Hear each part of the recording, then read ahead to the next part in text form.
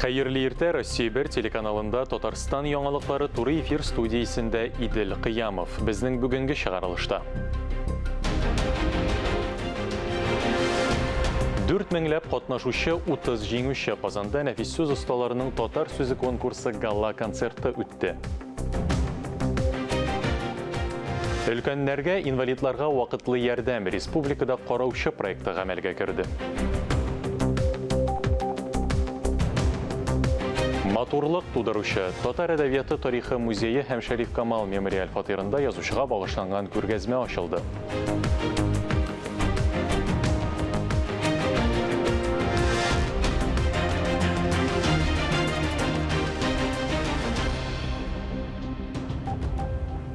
Татарстан хөкүмәте 2021-2022 елларга өлкәннәр һәм инвалидларны карау буенча караучы, ягъни сиделка проектын тормышка ашыруны хуплады. Демография илкүләм проектының өлкән буын программасында озак вакытлы карау хезмәте күрсәтү инициативасы каралган. Проектның пилот версиясе 2019 елда эшли башлады. Ул чакта пенсия яшенә җиткәннәр, шулай ук мөстәкыйль рәвештә йөрү мөмкинлеге булмаган һәм социаль хезмәт күрсәтүгә мохтаҗ дип танылган инвалидлар хезмәт күрсәтүгә исәп тота ала иде дип хәбәр ителде. Хезмәт җан башына уртача керем төбәктәге 2 тапкыр яшәү минимумыннан түбәнрәк яки шуңа тигез булган кешеләр өчен түләүсез. Быелдан проект штат режимында эшли башлый. Өлкәннәрне һәм инвалидларны озак сроклы карау хезмәте республиканың барлык районнарында күрсәтелә. Әдәби аһәнгә сусаган халыкны кузгалтып җибәргән татар сүзе бәйгесе тәмам. Ел ачышы булган күркәм чараның гала концерты халыкара туган телләр көненә туры китереп, Габдулла Тукай исемендәге Дәүләт филармониясендә узды. Тулырак хәбәрчебез Мөршидә Җанның махсус репортажында. И туган тел, и матур тел, әткәм, әнкәмнең теле, дөньяда күп нәрсә белдем, син туган тел аркылы. Габдулла Тукайның әлеге шигырен бүгенге бәйрәмгә шигар итеп куяр идем мин. Татарстан президенты каршында телләрне үстерү һәм саклау комиссиясе тарафыннан татар сүзе дигән конкурс гамәлгә куелган иде. Бүген шуңа нәтиҗә ясыйбыз. Дәртле кей булып та, моң булып та агылган газиз татар телебезгә битараф калмаучылар Габдулла Тукай исемендәге филармония залына җыелды. Җыр оша, җыр канатлана, җыр тәрәзәгә чиртә, керфек очларына кунган йокыны алып китә. Татар сүзе үрнәген сәхнәдә үзе исбатлап күрсәткән Фуад Галимуллинны тыңлаган тамашачы арасында Фейзи Йосыпов, Ойрат Орсланов кебек нәфис сүз осталарын хәтерләүчеләр шактый иде. Әлеге бәйгенең максатларының берсе дә нәкъ менә татар нәфис сүзенә кызыксыну уяту, шигъри аһәңне тоярга өйрәтү дип язылган нигезләмәдә. Көлү теле, елау теле уртак диярсез, беләм, ләкин татарча елыйм мин, татар телендә көләм. Менә бу татар теле дигән бер җырның бер куплеты, мин аны озак еллар буе җырлыйм. Бар иде заманалар, мин 70нче еллар башында Казанга килдем. Хәтта транспортларда да татарча сөйләшсәк, безгә кемнәрдер кырын карап, ниндидер бер менә кисәтүләр ясыйлар иде.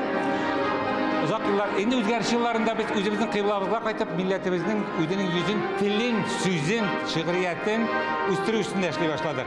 Инде менә шул нигә көннәргә килеп җиттек. Без татар сүзен якларга тиешбез, аның өчен без көрәшергә тиешбез һәм аның өчен бәйгеләр булырга тиеш.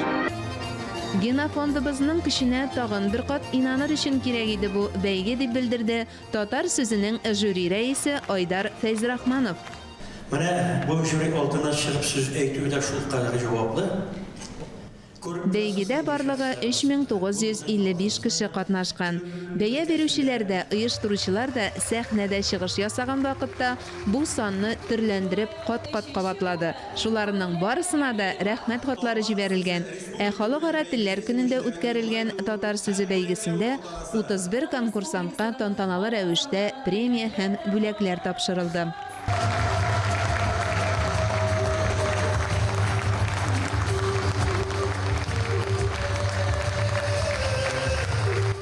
Катнашучылар шигърият, проза, мәсәл номинацияләрендә яшь аермалыкларын исәпкә алып, 4 төркемдә бүләкләнде. Сыңга каласың чыпкын чыгыр тизрәк. Ашып тормаса тора. Уйнарга китмим, фронтка китәм. Проза номинациясендә бүләкләнгән Гөлшәчәк Камалиеваны катнашырга яшь чикләүләре булмау җәлеп иткән. Җиңү уенда да жоқ. Менә өчен Аллаһ Тәгалә шаһид. Чөнки мин шалтыратып җибәрдем, ниләрне, сообщение җибәрдем, әйтә минем хатны кабул иттегезме сез дип сорагачтан, апа, көнгә 300 хат килә.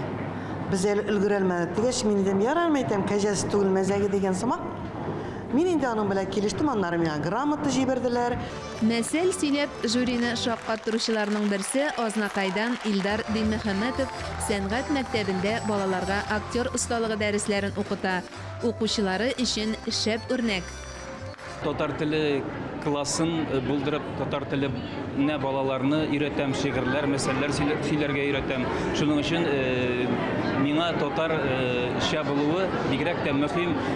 Бүгенге көндә яшьләргә бигрәк тә татар теле кирәк, чөнки алар үзара русча күбрәк аралашырга тели. Татар сүзе нинди булырга тиешлеге турында үз фикерләре белән тамашачы булып килгән әдәбият, сәнгать һәм сәясәт эшлеклеләре дә уртаклашты.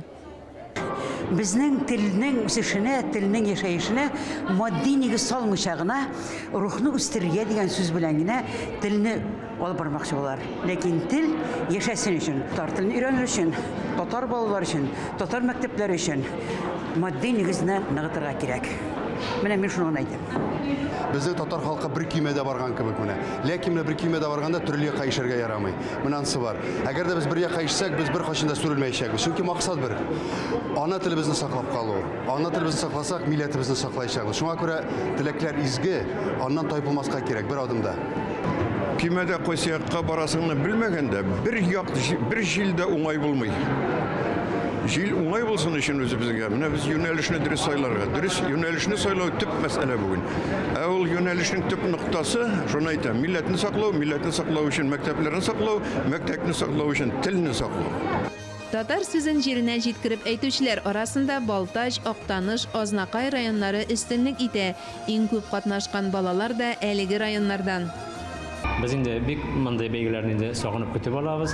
Актив катнашабыз. Менә күптән түгел генә Җәлил укуларында минем уртанчы кызым Салахова Ләйсән 3нче урынга лаек булды.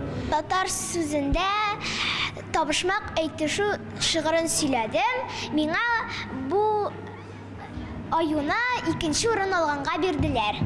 Репертуар сайлаганда әлбәттә ул бик җиңел түгел. Һәрбер баланың бит инде үзенчә мөмкинлекләре бар. Ләкин баланың талантына карап инде мин кайсысына җиңелрәк әсәр бирәм, кайсысына авыррак әсәр бирәм. Шуңа күрә ятлаудан да күп нәрсә тора, балалар үзләре дә бик җаваплы карадылар.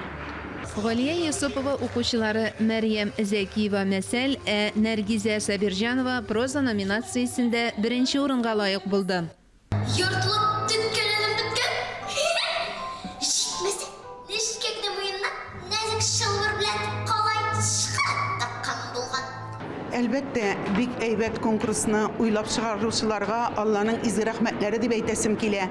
Безнең тел, татар теле югалырга тиеш түгел бер вакытта да. Балаларыбыз татарча сөйләшсен иде. Оныкларыбыз менә, оныкчыларыбыз инде, без аларны бик яратабыз.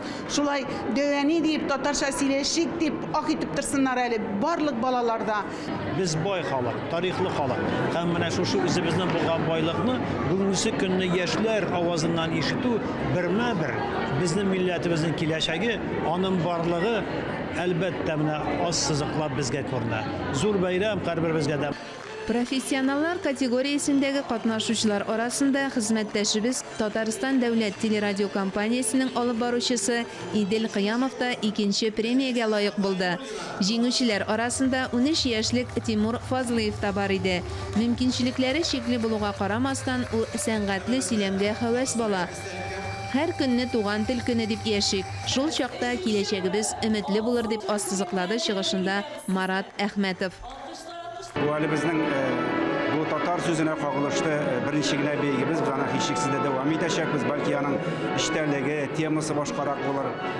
Шуның кадәр активлык белән үткән андый бәйгеләр ки бик кирәк. Чөнки соңгы елларда бит милләттәшләребездә туган телебезгә рухи ихтыяҗ сүнә башлаган иде. Менә шуңа күрә без күп кенә кызыксындыру чаралары, төрле киңәшмәләр, очрашулар үткәреп, изләнеп, шундый чаралар, бәйгеләр, конкурслар, грантлар игълан иткән идек. Алар буның һәрберсенең әһәмияте бик зур. Чөнки менә шулай бергәләп кузгалып, бергәләп кызыксынып эшләп яшәсәк, һичшиксез телебезнең киләчәге булыр. Халыкара туган телләр көнендә автор башкаручылар бәйгесе дә игълан ителде. Филармония җитәкчелеге тарафыннан тәкъдим ителгән яңа бәйгенең әлегә нигезләмәсе әзерләнә. Без инде киләчәккә дә үзебезнең планнарыбызны сузып, алга таба да эшли башларбыз дигән зур өметтә торабыз без. Бериштан шунысын да әйтеп үтик, Кадим Назир улы Нуруллин Татарстанның ат казанган сәнгать эшлеклесе дигән мактаулы исемгә лаек булды. Мөршидә Җихан, Илдар Галәветдинов, Татарстан яңалыклары.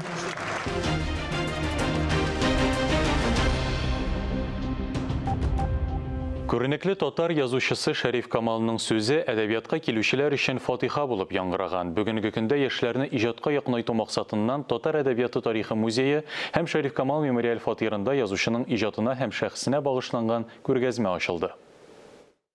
Шәриф Камалның 136 еллыгына багышланган Матур туганда күргәзмәсендә Татарстан Республикасы Милли музее фондында сакланган Шәриф Камал коллекциясендәге материаллар урын алган.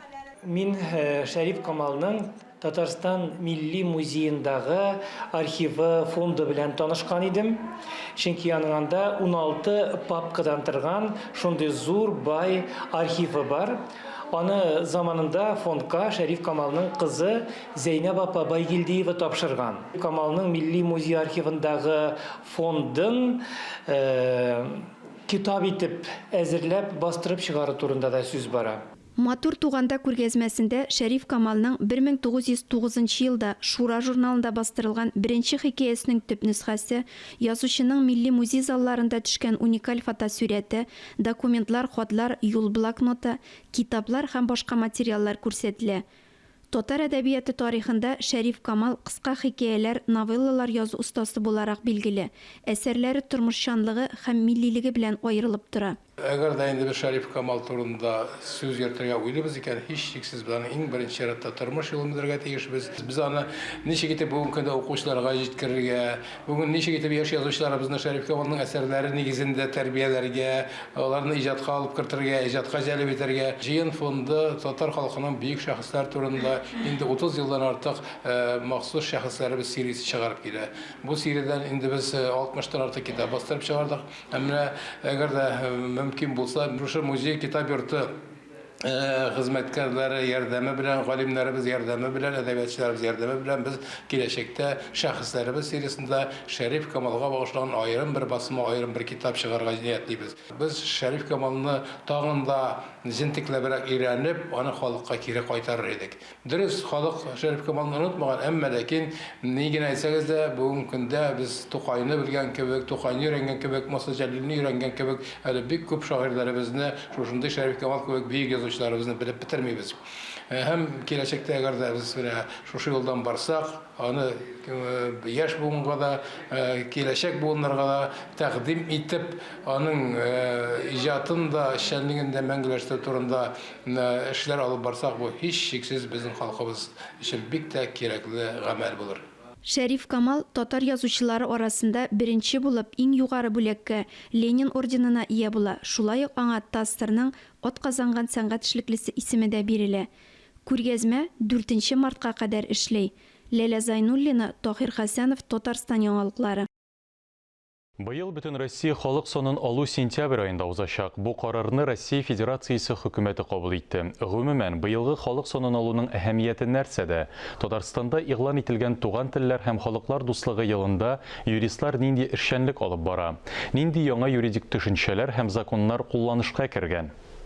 Татарстан радиосының иртәнге туры эфир программасының кунагы Казан Федераль университеты доценты, юридик фәннәр кандидаты Рафаэль Шакирьянов шушы һәм башка мәсьәләләр турында сөйләде.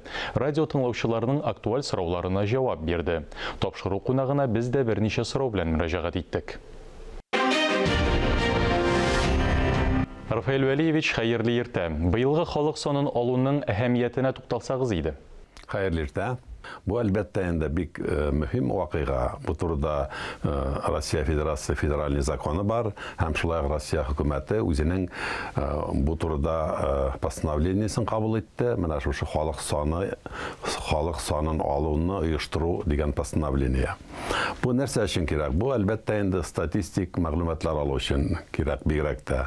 Бүгенге көнне менә безнең ил ничек яши, Россия хөкүмәте нинди анда үзгәрешләр бара, һәм шулай ук инде менә бу демография мәгълүматлары, социаль һәм икътисад мәгълүматларны алып, алар нигезендә хөкүмәт безнең илебез инде зур планнар корырга тиеш, һәм нинди проблемалар бар, шул проблемаларны шушы күрсәтмәләргә нигезләп эшләргә тиешләр булып чыга инде. Туган телләр һәм халыклар бердәмлеге елында юристлар нинди эшчәнлек алып бара? Бүгенге көн безнең Татарстан Республикасында әлбәттә мөмкинлекләр бар, һәм күп районнарда эшләрне татарча карыйлар. Менә безнең илегендә Актаныш районында, Балтачта, Мизеләдә гел татарча карыйлар. Бигрәк тә бу Актаныш судында алар карыйлар татарча. Шулай ук без дә инде менә Казанда югары судта ул эшләрне татарча карый идек. Менә Советлар Союзы вакытында минем тагы бер сүзне әйтәсе килә, біз югары судта да, Верховен судта да беренче инстанция булып эшләрне татарча карый идек, һәм менә бу татарча караган эшләр шулай ук Москвага татар телендә китә иделәр. Һәм Москвада югары Россия Федерациясының югары судында ул эшләрне татарча карыйлар иде. Анда безнең судьялар бар инде, менә Ринат Смаков, Ринат Миргалимович,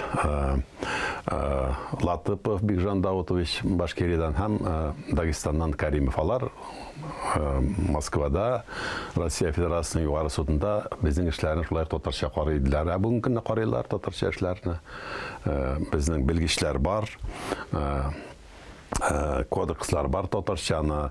Бер 5-10 ел элегендә безнең Дәүләт Советы җитәкчелегендә күп кенә кодексларны, Җинаять кодексын, Хезмәт кодексын татарчага тәрҗемә итеп, без аларны судьяларга, прокурорларга, адвокатларга тапшырдык. Юридик процессларны, суд эшләрен татар телендә алып бару мөмкинлекләре нинди? Россия фундаменталь тикшерүләр фондының грантын откан идек инде. Һәм шул грант нигезендә Россия Федерация субъектларында милли телдә, дәүләт телендә эшләрне ничек караулары турында тикшердек. Һәм инде үзебез бик күп статьялар яздык. Инглиз телендә, рус телендә, испан телендә, татар телендә. Һәм шул тикшерүләрдән соң без түбәндәге фикерләргә килдек. Россия Федерациясында 22 субъект бар, республика статусына ия булган. Һәм инде менә бу bütün субъектларда да милли телдә эшләр карала икән дигән белү өчен без аны тикшердек. Милли телдә Россия Федерациясының субъектларында бары тик Татарстанда һәм Якутиядә гына эшләр карала. Якутиядә, ягъни рус һәм якут телендә, Татарстанда инде татар һәм рус телендә. Менә бүтән субъектларда милли телдә шул субъектларның дәүләт телендә эшләр каралмый икән. Инде менә без bütün субъектларга 22 субъектка хат яздык, һәм алар үзләренең хатында инде безнең исемгә язган хатта әйтеп киттеләр. Әлбәттә алар әйтә инде менә без эшләрне карар идек тә, ләкин милли телгә күчерелгән кодекслар юк, һәм шулай юридик терминнар юк дип язганнар. Менә без шуннан соң шул үзебезнең эшләрнең нәтиҗәсе итеп Россия Федерациясының гражданлык процессуаль кодексын татарчага тәрҗемә иттек, һәм шулай без анда бирдек инде юридик терминнар сүзлеге китапның азагында, һәм бу китабыбызны инде Москвада чыгарып юристларга, судьяларга бирдек эштә куллану өчен. Җәмәгать хөкемдары төшенчәсен һәм вәкаләтләрен аңлатсагыз иде. Җәмәгать судьясы безнең Россия Федерациясының гражданлык процессуаль кодексында каралган анда 23-нче статья. Ул статьяда әйтелә инде менә җәмәгать судьясы, җәмәгать хөкемдары, сез әйтмешли, нинди эшләрне карарга тиеш. Анда җәмәгать судьясы суд буйрыгы, судебный приказ бирә, һәм инде катлаулы булмаган күп кенә эшләрне карый. Шулай никахны айыру, бракоразводный, шулай алар ир белән хатын арасында милекне бүлү буенча аларның инде милекнең хакы 50 меңнән дә артмаса, һәм бүтән төрле эшләр менә шушы законда 23-нче статьяда каралган эшләрне җәмәгать судьясы карый барысында. Русча әйткәндә мировое соглашение, ягъни үзара килешү төшенчәсе нәрсәне аңлата? Менә үзара килешү, мировое соглашение ул бик зур проблема. Судьялар өчен дә, хөкүмәт өчен дә, халык өчен дә. Чөнки менә әле генә 9 февральдә Россия Федерациясының югары судында Россия судьяларының киңәшмәсе узды. Анда безнең Россия президенты Путин да катнашты, һәм шунда безнең Россия Федерациясының югары судының председателе Вячеслав Михайлович Лебедев әйтеп китте, менә 2020 елны Россия Федерациясы судьялары тарафыннан, суды тарафыннан 38 миллион ярым эш каралган. Bütün bu cinayet işleri, administratif işler, gражданлык işleri karalgan diп әйтте, һәм bu indi бик зур сан. Менә bir елда гына 2020 елда гына эшләр 3 миллион ярымга узганнар. Менә шушы зур саннардан чыгып инде хөкүмәт тә, закон кабул итүче депутатлар да, судьялар да уйлыйлар, менә бу проблеманы ничегрәк, икенчерәк төрле хәл итеп булмый микән дип инде. Менә монда инде бөтенесе менә бу килештерү процедураларына, мировое соглашение, үзара килешүләр институтларын тагы да карап, тагы да аларны алгарак юнәлештә эшләтеп, менә бу әзрәк судьяларга булган нагрузканы әзәйтеп булмас микән. Менә яклар судка киләләр, әйтик, үзләр бәхәсләре белән. Булар инде судта эшне караганда судья аларга тәкъдим итә, или яклар стороны үзләре шундый фикергә киләләр. Эш буенча суд карары түгел, үзара килешү төзергә. Мировое соглашение була инде русча әйткәндә. Һәм шушы мировое соглашение төзеп, эшне инде суд карары белән түгел, үзара килешеп битерәләр. Моның файдасы нәрсәдә? Бердән бер алар үзара дошман булып калмыйлар. Икенчедән, суд карарын үтәү икенчерәк, тизрәк була. Чөнки суд карары үтәү үзе бик зур проблема. Әйтик инде бер кешедән икенче кешегә анда күп акча эзләп алалар, әмма дә ләкин бит аларны ул суд карарын үтәтергә кирәк. Менә үзара килешү булса, мировое соглашение булса, әлбәттә инде булар үзара килешәләр. Суд килештерү дигән институт бар. Судебное примирение була инде русча. Шунда да күп эшләрне, бәлки граждан эшләрен карарлар. Чөнки суд килештерүендә анда судьялар булып инде, судьялар түгел, менә килештерүче булып, отставкадагы судьялар эшләргә тиешләр булып чыга. Әмма дә ләкин монда бер зур проблема килеп чыга. Бу эшләр суд килештерү эшләре карау өчен дә аннан безнеңчә медиация бар, медиаторлар эшләрне карыйлар. Ул эшләрне карау өчен кирәк безгә законны үзгәртү. Менә бу Россия Федерациясының гражданлык процессуаль кодексында булсын иде статья, әйтик шул статьяда язылган. Менә шундый эшләрне суд, район суды, җәмәгать судьясы түгел, суд килештерүчесе яки медиаторлар карый дип әйтсәләр, бәлки менә бу өлкәдә килеп чыккан проблема да чишелер иде. Рафаэль Вәлиевич, әңгәмәгез өчен зур рәхмәт. Актуаль әңгәмәнең бүгенге кунагы Казан федераль университеты доценты, юридик фәннәр кандидаты Рафаэль Шакирьянов иде. Әлеге сәгатькә шундый яңалыклар иде. Мин Идел Кыямов. Бүгенгә сезнең белән сау булашам. Исән-имин, сау-сәламәт булыгыз.